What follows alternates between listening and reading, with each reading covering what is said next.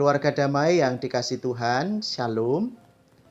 Kita berjumpa lagi dalam Samas kali ini dengan sebuah tema kedatangan Yesus pasca kebangkitan kepada para perempuan. Firman Tuhan kita akan baca dari Injil Lukas pasal 24 ayat 1 sampai dengan 12. Namun sebelum itu mari kita berdoa. Bapa yang sungguh mengasihi kami bersyukur atas kesempatan untuk kami bisa datang kepadamu. Pagi ini kami ingin mendengar suara Tuhan dalam perenungan firman-Mu. Bukalah hati kami supaya kami boleh memahami dan akhirnya firman-Mu bertumbuh dalam kehidupan kami dan kami pun menjadi pelaku-pelaku firman-Mu. Di dalam nama Tuhan Yesus Kristus kami berdoa. Amin. Lukas pasal 24 ayat 1 sampai dengan 12. Demikian firman Tuhan. Tetapi pagi-pagi benar, pada hari pertama minggu itu mereka pergi ke kubur, membawa rempah-rempah yang telah mereka sediakan.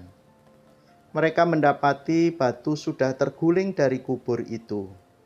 Dan setelah masuk, mereka tidak menemukan mayat Tuhan Yesus. Sementara mereka berdiri termangu-mangu, karena hal itu, tiba-tiba ada dua orang berdiri dekat mereka memakai pakaian yang berkilau-kilauan. Mereka sangat ketakutan dan menundukkan kepala, tetapi kedua orang itu berkata kepada mereka, "Mengapa kamu mencari Dia yang hidup di antara orang mati? Ia tidak ada di sini. Ia telah bangkit. Ingatlah apa yang dikatakannya kepada kamu ketika ia masih di Galilea, yaitu bahwa Anak Manusia harus diserahkan ke tangan orang-orang berdosa dan disalibkan, tetapi akan bangkit pada hari yang ketiga." Lalu teringatlah mereka akan perkataan Yesus itu. Setelah mereka kembali dari kubur, mereka menceritakan semuanya itu kepada ke-11 murid dan kepada semua saudara yang lain. Perempuan-perempuan itu ialah Maria dari Magdala, Yohana dan Maria ibu Yakobus. Perempuan-perempuan lain yang juga bersama-sama dengan mereka memberitahukannya kepada rasul-rasul. Tetapi bagi mereka perkataan-perkataan itu seakan-akan omong kosong, dan mereka tidak percaya kepada perempuan-perempuan itu. Sungguh pun demikian, Petrus bangun, lalu cepat-cepat pergi ke kubur itu. Ketika ia menjenguk ke dalam, ia melihat hanya kain kapan saja. Lalu ia pergi dan bertanya dalam hatinya, apa yang kiranya telah terjadi. Amin. Keluarga damai yang dikasihi Tuhan, kalau kita membaca, menyimak bacaan kita tahu bahwa saat itu ketika pagi itu masih gelap, hati para perempuan dipenuhi dengan rasa duka. Mereka datang ke kubur bukan bermaksud melihat Yesus yang bangkit, tetapi dengan rempah-rempah yang dibawanya, mereka bermaksud meminyaki tubuh Yesus. Tindakan kasih yang mereka pikir masih bisa dilakukan. Ini menunjukkan tindakan kasih dan kesetiaan para perempuan, meski mereka belum mengerti tentang kebangkitan itu. Tapi rencana mereka berubah total ketika mereka mendapati batu telah terguling dan tidak mendapati tubuh Yesus ada di sana. Mereka termangu dan bertanya-tanya dalam dirinya, siapa yang telah memindahkan tubuh Yesus dan kemana dipindahkan. Di tengah keraguan,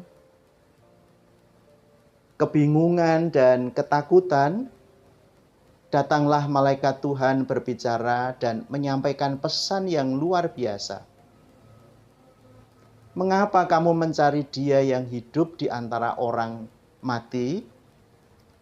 Ia tidak ada di sini. Ia telah bangkit. Dan ingatlah apa yang dikatakannya kepadamu di Galilea. Di ayat 5 dan 6. Yesus bukan lagi bagian dari dunia orang mati. Dengan kebangkitannya, ia masuk ke dalam dimensi hidup yang kekal dan menang atas kematian.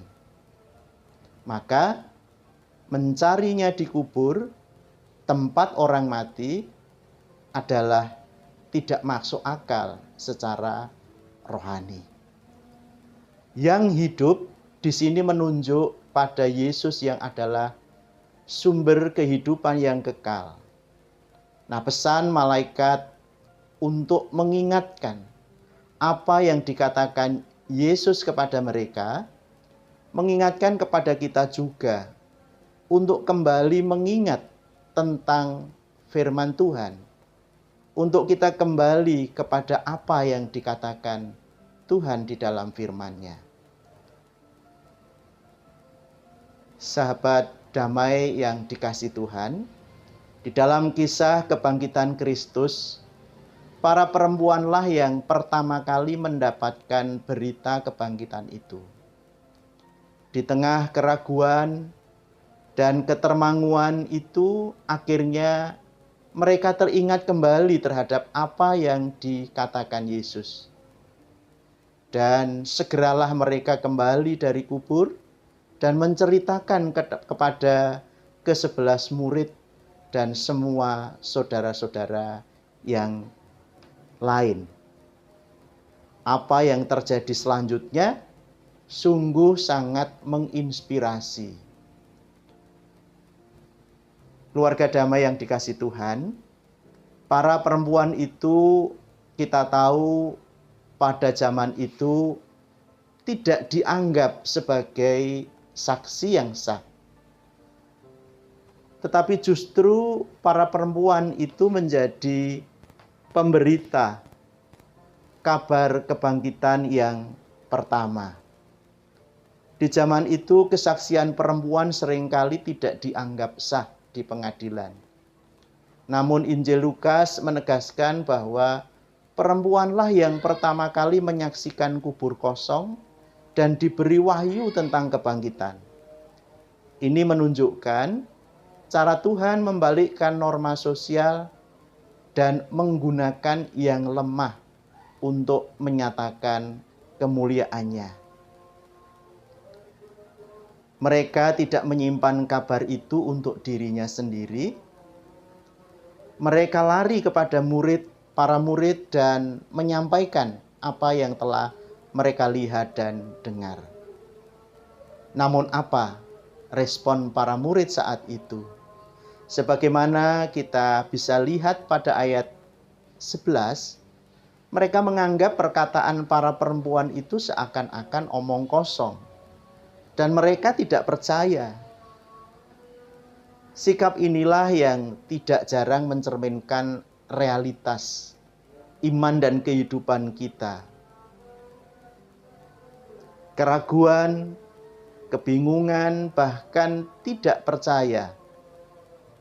Tetapi Petrus akhirnya bangkit, berlari ke kubur dan mulai melihat sendiri bahwa ada sesuatu yang luar biasa sedang terjadi. Keluarga damai yang dikasihi Tuhan, dari bacaan firman Tuhan kali ini, kita bisa merenungkan bahwa seringkali kita datang kepada Tuhan dengan pikiran bahwa semua sudah berakhir. Dalam keputusasaan, kesedihan, dan kehilangan. Namun kisah ini mengingatkan kepada kita bahwa Allah seringkali bekerja justru saat kita berpikir semuanya telah berakhir. Dan kebangkitan Kristus mengubah duka menjadi pengharapan. Dan mereka yang bersedia membuka hati akan menjadi saksi pertama dari kuasa-Nya. Hal kedua, kita bisa belajar tentang kasih setia. Meskipun belum mengerti, sebagaimana digambarkan di ayat yang pertama. Kasih mereka, para perempuan, begitu besar, walaupun mereka belum paham seluruh rencana Allah. Kadang kita juga tidak mengerti apa yang Tuhan sedang kerjakan. Tetapi kasih dan kesetiaan kita tetap bisa menjadi persembahan yang indah di hadapan-Nya. Apakah kita tetap setia mengikut Tuhan meskipun kita belum mengerti jalannya? Pertanyaan yang patut kita renungkan. Apakah kita juga masih mencari Yesus yang hidup di antara yang mati? Seringkali kita mencari pengharapan, makna hidup, bahkan mencari Yesus di tempat-tempat yang mati. Sistem dunia, kekuasaan, harta, atau bahkan kebiasaan rohani yang tanpa kehidupan. Apakah kita masih sering mencari Yesus yang hidup di tempat yang salah? Apakah kita siap menjadi seperti para perempuan yang siap diperbarui oleh firman Tuhan dan menjadi saksi bagi kebangkitannya untuk menyelamatkan manusia? Mari kita renungkan pertanyaan-pertanyaan itu. Amin. Mari kita berdoa. Tuhan Yesus, terima kasih atas kebangkitan-Mu yang mengalahkan maut dan menghadirkan pengharapan baru. Ajari kami untuk percaya walau kami belum melihat. Dan jadikan kami seperti para perempuan untuk menjadi saksi pemberitaan kebangkitan-Mu. Untuk menjadi saksi pemberitaan kabar sukacita dan kuasa dari-Mu. Di dalam nama Tuhan Yesus kami berdoa. Amin.